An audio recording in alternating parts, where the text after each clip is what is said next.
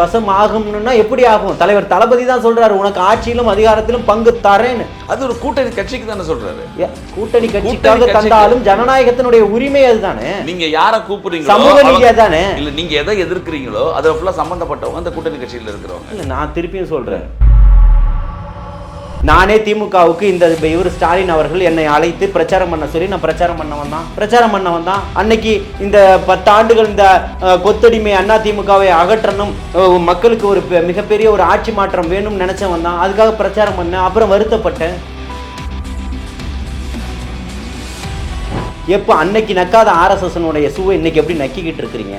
இதெல்லாம் இப்போ ஒரு திராவிட கோட்டையை உடைக்கிறதுக்கு நான் ஒரு பார்ப்பனிய கடப்பாறையை கட்டணும். உன்னுடைய கொள்கை என்ன? இன்னைக்கு உன் கொள்கை என்ன? பார்ப்பனிய கடப்பாறையை உருவாக்கி அதை எடுத்துட்டு போய் உடைக்கிறதா உன்னுடைய வேலையா? ஆளக்கூடிய மாநிலங்களில் கொண்டு வாங்க. நீங்க உங்களுடைய மாநிலங்களில் பெரியாரையும் அம்பேத்கரையும் பேச விட்டுருவீங்களா? எங்களுடைய மண்ணில் தான் பேச முடியும். ஏன் மண்ணில் பேசுறதுக்கு நீ யாரான்னு தானே நான் கேட்க முடியும்.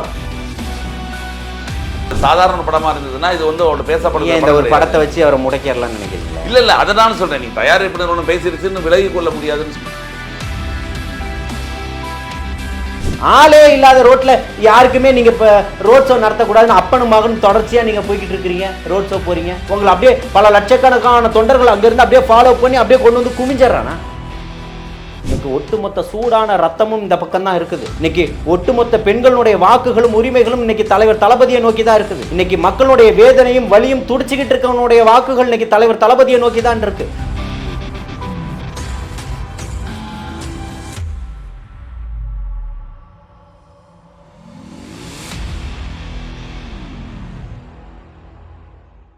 வணக்கம், இது செய்தி மலரின் நேர்காணல் நிகழ்ச்சி. இன்றைய நிகழ்ச்சியில் கலந்து கொடுத்தனுடைய கருத்துக்களை தெரிவிப்பதற்காக தமிழக வெற்றி கழகத்தினுடைய தீவிர ஆதரவாளர் ஜல்லிக்கட்டு ஜலீல் அவர்களை சந்திக்கவிருக்கிறோம். வணக்கம், வாழ்த்துக்கள்.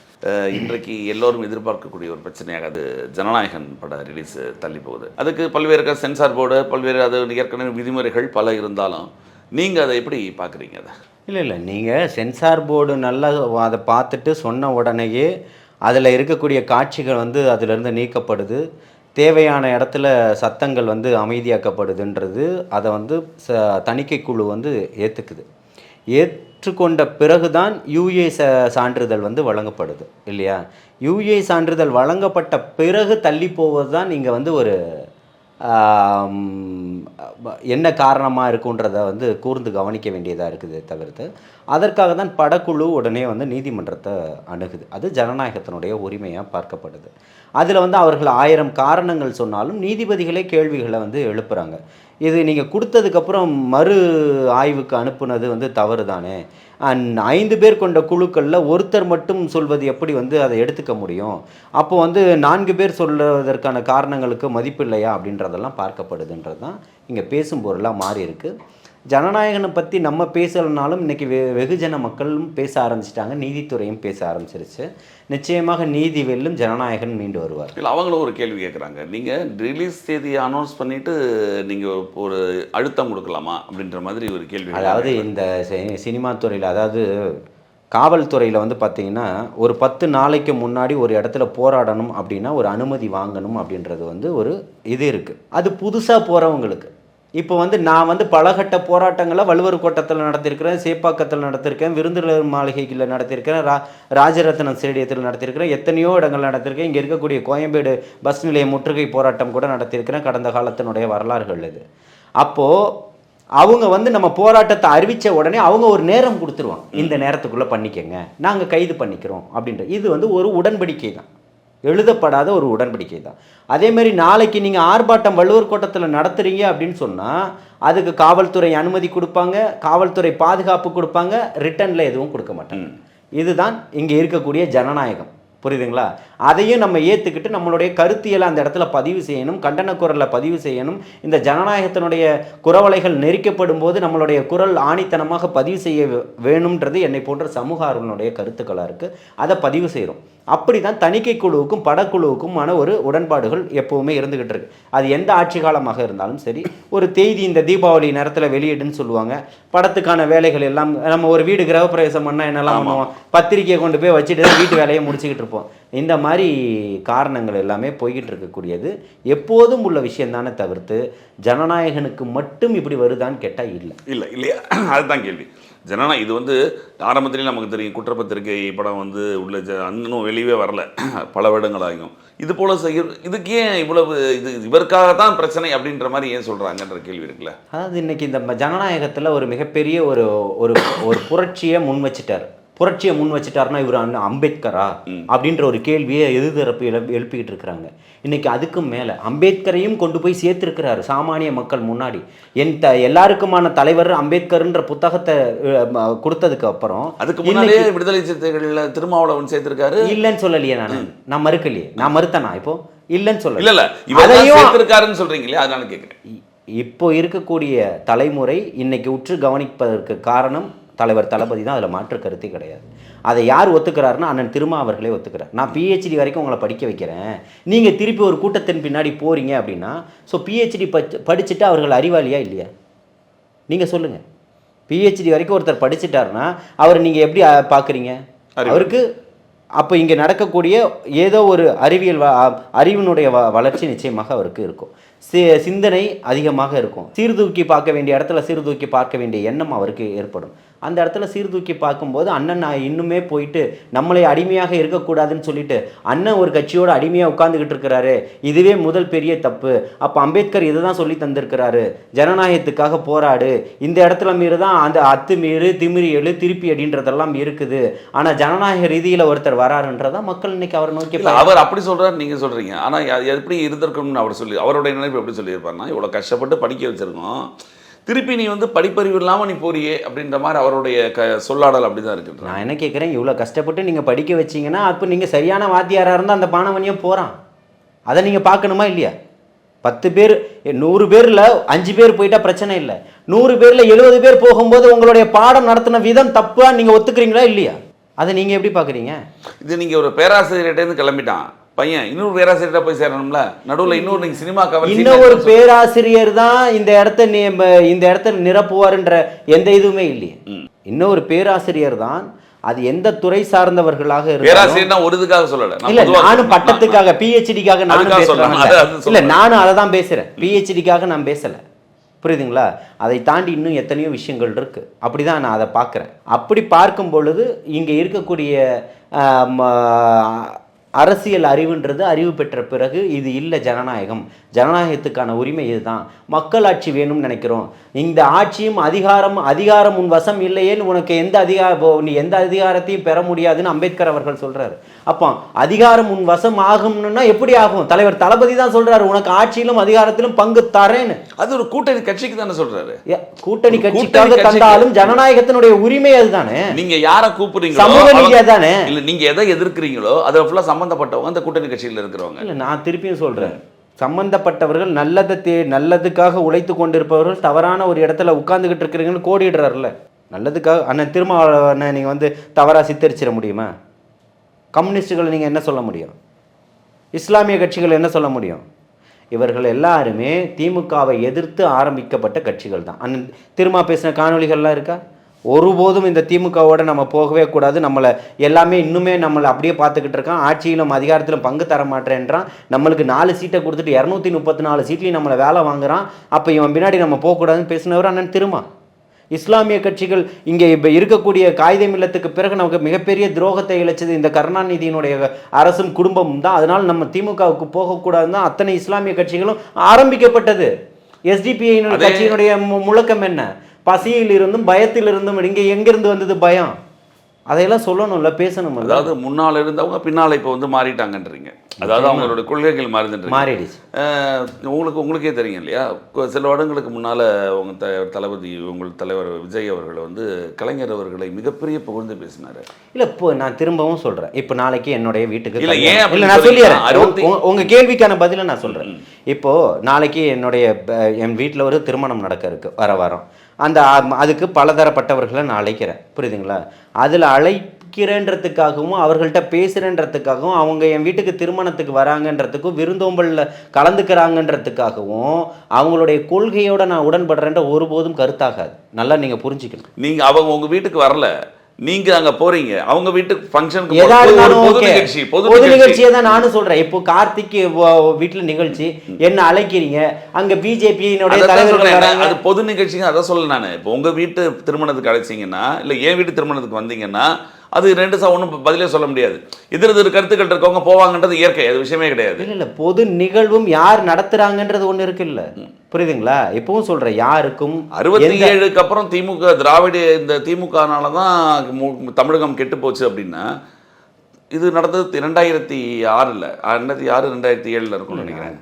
அதாவது திருப்பியும் நான் என்ன சொல்றேன்னா, சமகால அரசியலை பேசுவோம். இந்த 25 ஆண்டுகள் பேசுங்க. அப்போ நீங்க சொல்றபடி திருமாவளவன் யாரையும் நீங்க பேசணும், சமகால அரசியல் இதுவும் வந்துரும்ல. யாருக்கு? திருமாவளவன் அவர்களும் எல்லாமே சமகால 10 வருஷத்துக்கு முன்னாடி திருமாவளவன் எங்க இருந்தார்? 10 வருஷத்துக்கு முன்னாடி கம்யூனிஸ்டுகள் எங்க இருந்தது? விஜயகாந்தனுடைய மக்கள் நல கூட்டணி எப்போ உருவாச்சு? அரசியல் பார்வையை தெளிவா பார்க்கணும். 2016. ஆமா, இப்போ இப்போ என்ன இருக்கு? 2000 இப்போ இந்த 9 வருஷத்துல உங்களுடைய இது மாறிடுச்சா? நீங்க ஒரு அரசியல் கட்சியா நீங்க அவங்கள குறை சொல்லும்போது உங்களுடைய குறையும் வெளியில வரும்லன்னு கேக்குறேன். எல்லார் முதுகையும் பார்க்கணும் தான் நான் சொல்றேன். அதுல மாற்று கருத்து இல்லன்னு சொல்றேன். உங்கள் வீட்டு நிகழ்வுல வந்து பேசினதும், உங்களை பார்க்கக்கூடிய இடத்துல நான் எப்பவுமே இங்க பாருங்க, கருத்தியலா இப்பவும் சொல்றேன், கருத்தியலா 1000 விமர்சனங்கள் இருக்கு. உங்களுடைய ஆட்சியும் அதிகாரமும் தப்புன்னு சுற்றி காட்ட வேண்டிய இடம் எனக்கு இருக்கு, புரியுதுங்களா?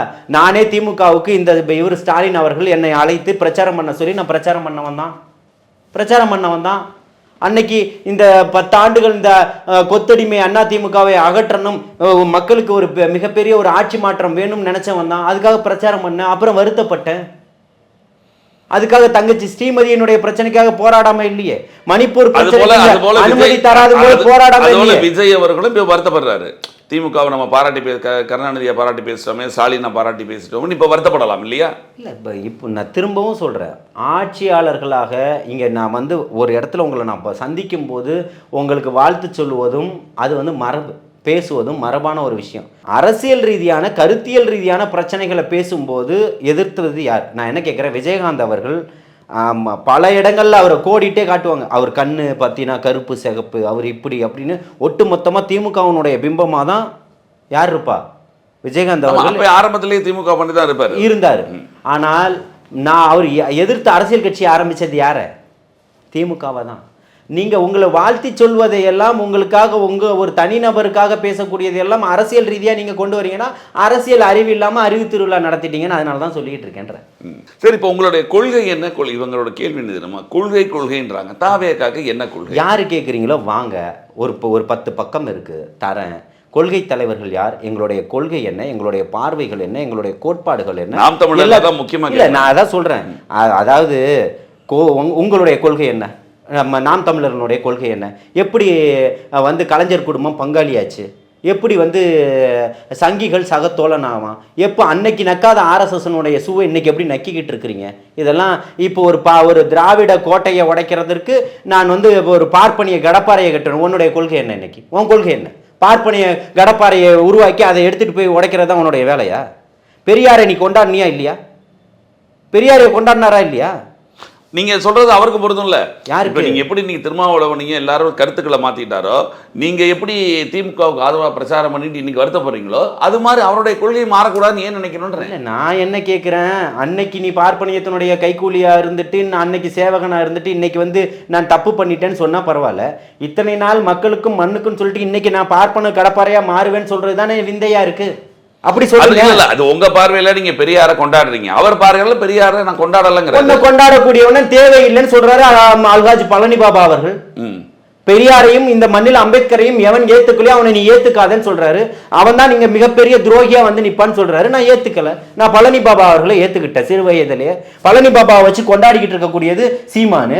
இன்னைக்கு நீ ஏத்துக்கிறேன்னா நீ எப்படி பெரியாரையும் அம்பேத்கரையும் நீ எப்படி மறுத்து பேச முடியும்? பெரியாரையும் அம்பேத்கரையும் ஏற்றுக்கொள்வோர் மட்டும்தான் இங்க வந்து கட்சி நடத்தணும் அப்படின்னு சொல்ல முடியுமா? இல்ல இல்ல, பெரியாரையும் அம்பேத்கரையும் யாரு ஒருத்தர் வேணான்னு நினைக்கிறாரோ அவர் ஆபத்தானவர்னு குறிப்பிடுறார். இங்க நடத்தணும்ன்றது திரும்பவும் சொல்றேன். இங்க ஆர்எஸ்எஸ் இருக்கு கால் ஊன்றி. நீங்க இல்ல நான் இங்க கால் ஊன்றி உட்கார்ந்து இருக்கு, புரியுதுங்களா? அது வந்து இன்னைக்கு நாங்கள் வரவிட மாட்டோம் இந்த முதல்வர் சொல்லலாம், எல்லாம் சொல்லலாம். எல்லா பள்ளிகள்லையும் ஆர்எஸ்எஸ்னுடைய பரேடு நடந்துகிட்டு இருக்கு. ஒத்துக்கிறீங்களா இல்லையா? தெரியுமா தெரியாது? நெறியாளராக சொல்லுங்க, நடக்குதா இல்லையா? நடக்குது இல்லை. இந்த பள்ளி கல்வித்துறையினுடைய அமைச்சர் என்ன கிழிச்சிட்டாரு? என்ன கிழிச்சிட்டீங்க? எதை கொண்டு வந்து போய் இப்போ பிடுங்கி கொண்டு போய் ஒரு திராவிட கருத்துக்களை நிறைய திணிக்கிற பல்வேறு இது இருக்கு உங்களுக்கு பாடத்திட்டங்கள் இருக்கு இல்லையா? பாடத்திட்டங்கள் இருக்குன்னா பாடத்திட்டங்களில் கொண்டு வாங்க. நீங்கள் ஒன்றியத்தில் நீங்கள் ஆளக்கூடியவர்களை நீங்கள் ஆளக்கூடிய மாநிலங்களில் கொண்டு வரலாம், கொண்டு வாங்க. நீங்கள் வந்து உங்களுடைய மாநிலங்களில் பெரியாரையும் அம்பேத்கரையும் பேச விட்டுருவீங்களா? எங்களுடைய மண்ணில் தான் பேச முடியும். ஏன் மண்ணில் பேசுறதுக்கு நீ யாரான்னு தானே நான் கேட்க முடியும். நீங்க சமஸ்கிருதத்தை எதிர்க்கிறீங்க, சமஸ்கிருதத்தை இங்க ஒரு பள்ளியில் நடத்தக்கூடாது அப்படிங்கும் பொழுது நான் இன்னொரு கேள்வி கேட்குறாங்க. என்னன்னா இதே இன்னொரு பள்ளியில உருதை பாடமா வைக்கலாமா? உருது தாய்மொழி, சமஸ்கிருதத்தினுடைய பின்னணி என்ன, உருதினுடைய பின்னணி என்ன, வரலாறுகள் இருக்குல்ல கார்த்திக். நீங்க ஏன் அதை மறந்துடுறீங்க? உருது பேசியவர்கள் இன்னைக்கு திப்பு சுல்தானை நீங்க எப்படி பார்ப்பீங்க சொல்லுங்க? ஐதர் அலியை நீங்க எப்படி பார்ப்பீங்க சொல்லுங்க? காகிதம் இல்லத்தவர்களை உருது முஸ்லீம் நினைச்சே பேசினாங்க. அவர் உருது முஸ்லீம் இல்ல, தமிழ் முஸ்லீம். அவர் புரியுதுங்களா? இங்க தேசிய உருது முஸ்லீம் வேற தமிழ் முஸ்லீம் வேற நீங்களே சொல்றீங்களா? தமிழகத்துல முஸ்லீம்ன்றது ஒரே கோட்பாடு தான். அதுல ஒண்ணு தாய்மொழிகள் தான் வேறையே தவிர இஸ்லாமியர்கள் வேற. நான் இந்த மண்ணுக்கு ஆனவன், இந்த மக்களுக்கு ஆனவன். இங்க பிறந்த நீங்க சொல்றது நீங்க சொல்றீங்களான்னு கேரு. நீங்க சொல்லல. இல்ல நான் அவர்கள் சொல்லக்கூடிய கோடியிடக்கூடிய விஷயம், உருது பேசுபவர்கள் இந்த மண்ணை நேசிச்சவன், தியாகம் செஞ்சவன், உயிரை விட்டவன், பொருளாதாரத்தை அத்தனையுமே இழந்தவன். நீ சமஸ்கிருதத்தில் என்ன பண்ண சொல்லு? இந்த சுதந்திரத்துக்காக என்ன பண்ண? அப்போ இந்த கேள்வி எழும்புதா இல்லையா என்கிட்ட இருந்து? அதுதான் சொல்கிறேன். மடைமாற்றும் வேலையை செய்வது தான் திமுகவனுடைய ஒன்றிய பாஜகவனுடைய வேலையாக இருக்குது. இந்த மொழி பிரச்சனையில் இதை வச்சு இன்னைக்கு கேம் பிளேயராக போய்கிட்டு இருக்கிறது திமுகவனுடைய வேலைகளாக இருக்குதுன்னு சொல்லி. இப்போ நீங்கள் சொல்லும் பொழுது திமுக இருக்குது, அந்த பக்கம் பிஜேபி இருக்குது, ரெண்டு பேருமே எதிர்த்து நிற்கிறாங்க. ஜனநாயகன் பட பிரச்சனையை எடுத்துக்கோமே, எல்லாரும் பேசுகிறாங்க, விஜய் ஏன் அதை பற்றி பேச மாட்டேங்கிறாருன்னு ஒரு கேட்குறாங்க. இல்லை, நான் என்ன கேட்குறேன்னா, இவர் தான் பேசணும், அவர் தான் பேசணுன்ற எந்த ஒரு அளவுகளும் இல்லை. பட தயாரிப்பு நிறுவனம் போயிருக்கு, அதற்கான சர்டிஃபிகேட் வழங்கலை, அதுக்காக முறைப்படி அவர்கள் வந்து நான் சொல்லிடுறேன். உங்களுடைய கேள்விக்கான பதில் தான். ஒரு படத்தை தயாரித்தா சான்றிதழ் கொடுக்கணும், சான்றிதழ் தருவதில் தாமதம், அதுக்கு நீங்கள் ஒரு காரணத்தை சொல்கிறீங்க. படக்குழு நீதிமன்றத்தினுடைய கதவு தட்டது. இதுக்கு காரணம் சொல்லணுன்றது எந்த இதுவுமே இல்லை. இன்றைக்கி நான் என்ன கேட்குறேன், இன்றைக்கி கருத்து சொல்லக்கூடிய முதல்வர், ஜனநாயக படத்துக்கு வந்து ஜனநாயகம் மறுக்கப்படுதுன்னு சொல்லக்கூடியவர், அமரன் படத்துக்கு ஏன் வாய்மூடி மௌனமாக இருந்தார்? அந்த படத்தை தன்னுடைய மகனுடைய நிறுவனம் தானே இந்த தமிழ்நாட்டில் திரையிடல் செஞ்சது, வாங்கி விற்றுது. ஏன் நீங்கள் அன்றைக்கி பேசலை? அப்போது உங்களுடைய கொள்கை என்னவா இருக்குது? இதனுடைய பார்வை என்னவா இருக்குது? பராசக்தி படத்துக்கும் சென்சாரில் சில பிரச்சனை இருந்ததுன்னு சொல்கிறாங்களே. பராசக்தி படம் வந்துருச்சா இல்லையா? வந்துருச்சு. இல்லை, அதில் அவங்க சார் நீக்கிட்டாங்க, ஒரு சில விஷயங்கள் நீக்கினாங்க, அவங்க ஒத்துக்கிட்டாங்க. அவங்க வந்து திருப்பியும் வந்து யூஏ சான்றிதழ் கொடுக்கப்பட்டதாக சொல்லப்படுது. யூஏ சான்றிதழ் வேணான்னு இவங்க தான் போயிருக்கிறாங்க, புரியுதுங்களா? அதுக்கப்புறமா ஏனோ ஒரு இப்போ தெரியல, அவங்க வந்து இப்போ ரிலீஸ் பண்ணிட்டாங்க, புரியுதுங்களா? நான் வந்து அதிகமாக சினிமா துறை பக்கம் போகாதவன், அதனால வந்து இந்த பிரச்சனையை நோக்கி தான் என்னால் பேச முடியுமே தவிர ஆழ்ந்த விஷயம் சினிமாவால் இதை ஏன் பராசக்தி சொன்னேன்னா, அது திமுக சம்மந்தப்பட்டவங்க தயாரித்த படம், அதுக்காக சொல்கிறேன். அதனால தான் வந்திருக்குன்னு சொல்கிறேன். நான் என்ன சொல்கிறேன், இன்னைக்கு பேசக்கூடிய பராசக்தி, அன்னைக்குள்ள பராசக்தியினுடைய வசனத்தை இன்னைக்கு பேசுவாரா முதல்வர்? நான் கேள்வி எழுப்புறேன், பதில் சொல்வாரா? ஏன் மறுக்குது? அவர் தாவேக்கு ஆதரவாக தானே பேசுறாரு. இந்த பிரச்சனையில் எந்த பிரச்சனையும் ஒன்றிய அரசு தான் கேள்வி. நான் அதை தான் சொல்கிறேங்க. நீங்கள் இன்னைக்கு எல்லாரும் கேள்வியை எழுப்புனதுக்கு பிறகு, குற்றச்சாட்டை வச்சதுக்கு பிறகு தமிழ்நாட்டினுடைய முதல்வர் வைக்கணும் அப்படின்றதெல்லாம் எதுவுமே இல்லை, புரியுதுங்களா? தமிழ்நாட்டு முதல்வராக வைக்கிறாரு, விஜய் அதை பற்றி பேசலங்கிறாங்களே, அதுதான் போய் சொல்லுங்க. நீங்க தமிழ்நாடு முதல்வர் வருத்தப்பட வேண்டியது யாரு? வருத்தப்பட வேண்டியது இதில் முதல்ல பாதிக்கப்படக்கூடியதும் வருத்தப்படக்கூடியதும் யாரு? தயாரிப்பு நிறுவனம். தயாரிப்பு நிறுவனம் தனியாக பேசுகிறாங்க. இல்லை பாதிக்கப்பட போகிறது அப்படின்னா, விஜய் அவர்கள் வந்து நடித்ததுனால தான் இந்த படம் உள்ள பரபரப்பாக பேசப்படுது. ஒரு சாதாரண படமாக இருந்ததுன்னா இது வந்து அவரோட பேசப்படுது. இந்த ஒரு படத்தை வச்சு அவரை முடக்கிடலாம்னு நினைக்கிறீங்களா? இல்லை அதை தான் சொல்கிறேன். நீ தயாரிப்பு நிறுவனம் பேசிருச்சுன்னு விலகி கொள்ள முடியாதுன்னு. அதாவது ஒட்டுமொத்த தமிழ்நாடு முழுக்க இன்னைக்கு மக்கள் இன்னைக்கு பேராதரவாக இருக்கிறாரு. இப்படி ஒரு கண் அசைவை காட்டினாருன்னா ஒட்டுமொத்த தமிழ்நாடு முழுக்க ஜனநாயகனுக்காக ஒரு போராட்டம் நடக்காதா? நடக்குமா நடக்காதா? நீங்கள் சொல்லுங்கள். விஜய் அவர்கள் வந்து யோசிக்கிறாரு, போராட்டத்தை பண்ணுங்கன்னு சொல்லிட்டாரு. போராட்டம் நடக்காமல் இருக்குமா? எல்லா பக்கமும் நடக்கும் தானே. அதை விரும்பக்கூடியவர் அல்ல தலைவர் தளபதி. மக்களை கொண்டு வந்து அதுக்காக நிறுத்தக்கூடியவர் அல்ல, தனக்காக போராட்டத்துக்காக வரவில்லை, மக்களுடைய போராட்டத்துக்காக வந்து நிற்பவர் தான் தளபதின்னு சொல்லுங்கள். இதில் இன்னொன்று விஷயம் என்னென்னா, இதில் முக்கியமான காரணம் என்ன சொல்கிறாங்கன்னா, பிஜேபி வந்து விஜய் அவர் தாவேக்காவை உள்ளே கொண்டு வரத்துக்காக செய்யக்கூடிய ஒரு முயற்சி. நீங்கள் காந்தகமும் இல்லை, அவர் இரும்பு துண்டும் இல்லைன்னு சொல்கிறேன். நீங்கள் 1000 வடிவங்களில் வந்தாலும் காவியின் பக்கம் அவர் ஒருபோதும் போக மாட்டார்.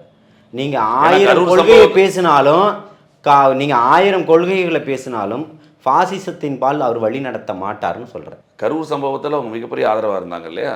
யாருக்கு? பிஜேபி சம்மந்தமாக அனைவரும். இல்லை, நான் இப்பவும் சொல்கிறேன், ஆதரவு எங்களுக்கு தேவையில்லை, உண்மை வெளியில் வரணும்னு சொல்லியிருக்கிறோம். ஆதரவு தேவை. இதுக்கு போய் ஆதரவு தேடுவீங்களா, உண்மையை தேடுவீங்களா? உண்மை தானே தேடணும். உண்மையை கொண்டு வாங்கன்னு சொல்லி மிகப்பெரிய பேசினதே அவங்க தானே. பிஜேபி சம்மந்தப்பட்டவரும் அதிமுகவும் அவ்வளவு, ஏன்னா தாவேக்கால இப்போ யாருமே பேசலை முதல் 5 நாள். இல்லை, தாவேக்கால இருந்து தாவேக்காவனுடைய சார்பாகவும் ஆதரவாளனாகவும் எனக்கு என்னை அனுமதித்தே நான் அன்னைக்கு மறுநாள் காலையிலேருந்து எல்லா கூட இல்லை நீங்கள் பேசி நான் உங்கள்கிட்ட பேசிட்டு நீங்கள் பேசுறீங்க தெரியும். அதிகாரப்பூர்வமாக அறிவிக்கப்பட்ட செய்தி தொடர்பாளர்கள் யாரையும் தொடர்பு கொள்ள யாரும் பேசல. நான் பேசியது அதிகாரப்பூர்வம் இல்லைன்னு தமிழக வெற்றி கழகத்தினுடைய தலைமை இல்ல அதை நான் சொல்லல. நான் சொல்ல புரிஞ்சுக்கல நீங்க. நான் சொல்றது அது சொல்லல. நான் என்ன சொல்றேன், நான் பேசியது தலைமை கழகத்துக்கு எதிரானதுன்னு ஒருபோதும் தலைமை கழகம் அறிவிக்கலையே. அப்ப நான் பேசியது ஆதரவாளர் தானே. நீங்க பேசினது நீங்க ஆரம்பத்துல நீங்க தான் பேசிட்டு நான் சொல்றேன். ஆமா, நான் பேசுறதுக்கான முகம் அதனால பேசுறேன், நீங்க பேசுறதுக்கான குரல் அதனால பேசுறேன். நான் பார்த்து இப்போ வந்தவங்களோட ஆரம்பத்துல இருந்து பேசுறது நீங்க தான். இல்ல, தமிழக வெற்றி கழகம் அதை ஆதரிக்குது. அண்ணன் பொதுச் செயலாளர் அவர்கள் அதுக்கு அனுமதி கொடுத்திருக்காங்க. மற்ற யாரும் பேசலன்னு சொல்றேன் நான். மற்ற யாரும் பேசலங்கிறத நீங்க ஒத்துக்க மாட்டேன்றீங்க. நீங்க பேச, நான் என்ன சொல்றேன்னா, நீங்க பேசாதவங்கள பத்தி பேசுறீங்க. அவ்வளவு துயர் சம்பவத்திலையும் பேசினதை ஏன் நீங்க மறுக்கிறீங்கன்னு கேட்கிறேன். அதான் மறுக்கவே இல்லை. நீங்க பேசினது யாரும் மறுக்கவே இல்லை. அதுதான் சொல்றேன். நான் அதுக்கான எல்லா விளக்கங்களும் கொடுத்திருக்கிறேன். நானே மறுநாள்ல இருந்து உங்களுக்கு 4 தடவை தொடர்பு கொண்டேன். ஆமா, உண்மைதான். நான் இப்பவும் சொல்றேன், அதற்கான விளக்கங்கள் பல இடங்கள்ல கொடுக்கப்பட்டிருக்குது. புரியுதுங்களா? எல்லாத்தையுமே மீறி திரும்ப 1000 விமர்சனங்கள் வந்தாலும் திரும்ப களத்துல நிற்பது தமிழக. என்னன்னா இப்ப என்ன சொல்றாங்கன்னா, அவங்க இவ்வளவு பிரச்சனைகள் பண்றாங்கல்ல, நீங்க எதிர்த்து குரல் தானே. எப்படி எதிர்த்து குரலை எப்போ கொடுக்கணுமோ அப்போ கொடுக்கும். 2026 தேர்தல் களம் இருக்குது. இன்னும் 60 நாட்கள் இருக்குது. கார்த்திக், நீங்கள் பொறுமையாக இருங்க, உங்களுடைய பிபியை ஏற்றிக்காதீங்க. நிறைய பிரேக்கிங் நியூஸ் இருக்குன்னு நான் உங்களுக்கு சொல்லியிருக்கேனா இல்லையா? இந்த மாத இறுதிக்குள்ளே எத்தனை பிரேக்கிங் நியூஸ் நீங்கள் போட போகிறீங்க பாருங்கள். என்ன நீங்கள் எத்தனை முறை தொடர்பு கொள்ள போகிறீங்கன்றது மட்டும் பாருங்கள். பல்வேறு உள்ள வராங்கன்னு நினைக்கிறேன் இல்லையா, வெளிக்கட்சிகள்ல இருந்து. உங்களுக்கு தெரியுது இல்லை? அதை தான் சொல்கிறேன். உங்களுக்கு அவ்வளோ தெரியும் போது கூட இருக்க எனக்கு எவ்வளோ தெரியும். காங்கிரஸ் நிலைமை நான் என்ன சொல்றேன், யாருடைய நிலைமையை நான் சொல்லலை. நான் திரும்பவும் என்ன சொல்றேன், ஏற்கனவே நம்ம சேனல்ல பேசியிருக்கோம். பல கட்சிகள் கூட்டணிகள்லாம் உடையுது. பல கட்சிகளுடைய வருகைகள் இருக்கு. முன்னாள் இந்நாள் சட்டமன்ற உறுப்பினர்கள், அமைச்சர்கள் வரைக்கும் வருவதற்கான வாய்ப்புகள் இருக்குன்றத சொல்லியிருக்கிறேன். இன்னைக்கு ஒட்டுமொத்த சூடான ரத்தமும் இந்த பக்கம் தான் இருக்குது. இன்னைக்கு ஒட்டுமொத்த பெண்களுடைய வாக்குகளும் உரிமைகளும் இன்னைக்கு தலைவர் தளபதியை நோக்கி தான் இருக்குது. இன்னைக்கு மக்களுடைய வேதனையும் வலியும் துடிச்சுக்கிட்டு இருக்கவனுடைய வாக்குகள் இன்னைக்கு தலைவர் தளபதியை நோக்கி தான் இருக்கு. இந்த சமூகத்தில் ஏதோ ஒரு மாற்றம் வந்துடாதான்னு என்ன போன்ற சமூக ஆர்வலனுடைய அத்தனை பேருடைய கவனம் தலைவர் தளபதியை நோக்கி தான் இருக்கு. இன்னைக்கு எத்தனை சமூக இயக்கங்கள் இன்னைக்கு திமுகவை ஆதரிச்சு பிரச்சாரம் பண்ணிக்கிட்டு இருக்குது, போராடுறதை நிறுத்திக்கிட்டு இருக்குன்னு நினைக்கிறீங்க? இன்னைக்கு தமிழகத்தில் இன்னைக்கு விட்ட அதிகப்படியான போராட்டங்கள் நடந்துகிட்டு இருக்கா இல்லையா? நீங்க சொல்றதெல்லாம் சரிதான். அதுல ஒரு சின்ன ஒரு கேள்வி, மக்களை விட்டு அந்நியப்பட்டே நிற்பது சரியா? மக்களை விட்டு எந்த இடத்துலையும் அந்நியப்பட்டே நிற்கல. எங்க நிற்பது? மக்களுக்காக நிற்பது தான் இத்தனை அழுத்தங்களும் போராட்டங்களும் சொல்றேன். நீங்க தேர்தல் பிரச்சாரமாக இருந்தாலும் சரி, இனிமேல் வரக்கூடியது நீங்க மக்களாக தான் போக வேண்டிய நிலைமை வரும். அப்படித்தானே போகணும் ஒரு அரசு. ஆனா அதுல ஒரு பிரச்சனை, நீங்க தனி விமானத்திலையும் நீங்க அதெல்லாம் நீங்க இப்ப பேசலாம். ஒரு பாதுகாப்புன்னு ஒன்று இருக்குது. ஒரு தலைவனை பாதுகாக்க வேண்டிய கடமையும் இருக்குது. புரியுதுங்களா? அதில் மக்களுடைய பிரச்சனையும் இருக்குது. நான் என்ன கேட்குறேன், சாதாரணமாக எல்லா பயணிகளும் போகிற விமானத்தில் போயிட்டு வர்றது சாத்தியம்னு நீங்கள் கார்த்திக் சொல்கிறாரா? நான் எனக்கு தெரிஞ்சு போன வருஷம் வரைக்கும் போயிட்டு தான் வந்தார். யாருக்கு? அவரே போயிட்டு தான் வந்தார். இப்போ அது இல்லைன்னு சொல்கிறேன். அவர் நடிகராக இருக்கும்போது அங்கே பிரச்சனை இல்லை. மக்களுக்கான மிகப்பெரிய தலைவனாக நிற்கும் போது தான் இன்னைக்கு அதை விட அதிகமாக கொண்டாடுறான். இப்போ அவர் சினிமா துறையில் இருக்கும்போது நான் பேசியது தமிழ்நாடு சிஎம் நல்லா புரிஞ்சுக்கல. தமிழ்நாடு சிஎம் போவாருங்க. ஏன் அவர் மற்ற நேரத்தில் நின்று பல்லாயிரக்கணக்கான பேர் கூட்டிட்டு போறானா? ஆளே இல்லாத ரோட்ல யாருக்குமே நீங்க இப்ப ரோட் ஷோ நடத்தக்கூடாதுன்னு அப்பனும் மகனும் தொடர்ச்சியா நீங்க போய்கிட்டு இருக்கிறீங்க. ரோட் ஷோ போறீங்க, உங்களை அப்படியே பல லட்சக்கணக்கான தொண்டர்கள் அங்கிருந்து அப்படியே ஃபாலோ பண்ணி அப்படியே கொண்டு குமிஞ்சிடறானா? காசையும் சாராயத்தையும் அரசு பேருந்துகளையும் வச்சு கூட்டிட்டு வர கூட்டம், ஒருத்தர் உட்கார்றதுக்கு ஒரு தீபாவளி பைய அளவுக்கு பொருட்கள் உள்ள இதான் கூட்டம். இந்த 3000 ரூபாய் பொங்கல் கொடுக்குறாங்க, அது என்ன மாற்றம் எடுத்துமா? மிகப்பெரிய மாற்றம். தமிழ்நாட்டில் திருப்பி அவங்களே தான் வந்துடுவாங்க ஆட்சிக்கு. இதை விட 2 மடங்கு அதிகமாக கொடுத்துட்டாரு எடப்பாடி. வரலையே, வந்தாரா? இதுக்கு முன்னாடி கலைஞர் இருக்கும்போது நீலகிரியில் 10,000 பேருக்கு வீட்டு மனை பட்டா கொடுத்தாரு, ஞாபகம் இருக்கு அவங்களுக்கு? பட்டா இல்ல, பட்டா இல்ல, பட்டா தருவோன்னு ஒரு சான்றிதழ் இல்லை இலவச கலர் டிவி கொடுத்தா அப்போ ஆட்சிக்கு வந்தாங்க. அப்போ யாருக்கு கலைஞர் இலவச கலர் டிவி கொடுப்போன்னு சொல்லி ஆட்சிக்கு கொடுத்தாங்க, வந்தாங்க, எல்லா வீட்லையும் கொடுத்தாங்க. கொடுத்துட்டு தோத்து போனாங்க. அதையும் சொல்லுங்க. அடுத்த தேர்தல் அந்த தேர்தலில் ஜெயிச்சாங்கன்னு சொல்கிறேன். அதான் சொல்கிறேன், இலவச அதுக்கு முன்னாடி அந்த அம்மையாருடைய தேர்தல் அவங்க மேலே சில குற்றச்சாட்டுகள் இருந்தது, உங்களை கொண்டு வந்தாங்க. அதுக்கு நான் சலைச்சவன் இல்லைன்றதை நீங்கள் நிரூபிச்சிங்க, திருப்பி அந்த அம்மாவை கொண்டு வந்தாங்க. ஜனநாயகம் இப்படி தான் விளையாடிக்கிட்டு இருக்குது. அதுக்கு மாற்று சக்தி தான் தலைவர் தளபதியாக இன்றைக்கி வந்து நிற்கிறாரு. அதனால தான் உங்கள் 2 பேருக்கும் இன்றைக்கி அச்சம் அதிகமாகிடுச்சுன்னு சொல்கிறேன். மிக்க நன்றி. 2026 தேர்தல் முடிவுகள் பார்ப்போம். அதுக்கு நடுவில் பல்வேறு நீங்கள் சொன்ன மாதிரி பல்வேறு மாற்றங்கள் இருக்கும். மாற்றங்களை நடுவில் சந்தித்து பேசுவோம். தமிழகத்தின் அரசியல் சூழ்நிலை மற்றும் தாவேகா அவருடைய வெற்றிகள் குறித்து எங்களை பேசியதுக்கு மிக்க நன்றி. நிகழ்ச்சியில் வந்து கலந்து கொண்டு தங்கள் மேலான கருத்துக்களை தெரிவித்ததற்கு நன்றி. நன்றி. நிச்சயமாக எத்தனை இருள்கள் சூழ்ந்தாலும் ஜனநாயகன் வெற்றி பெறுவான். தை பிறந்தால் வழி பிறக்கும் என்பது மரபு. நிச்சயமாக வழி பிறக்கும். மக்களாட்சியை இன்றைக்கி தலைவர் தளபதி அவர்கள் இன்றைக்கி கொண்டு வருவார். அனைவருக்கும், உங்களுடைய நேயர்கள் அனைவருக்கும் இனிய தை திருநாள் நல்வாழ்த்துக்கள். நன்றி.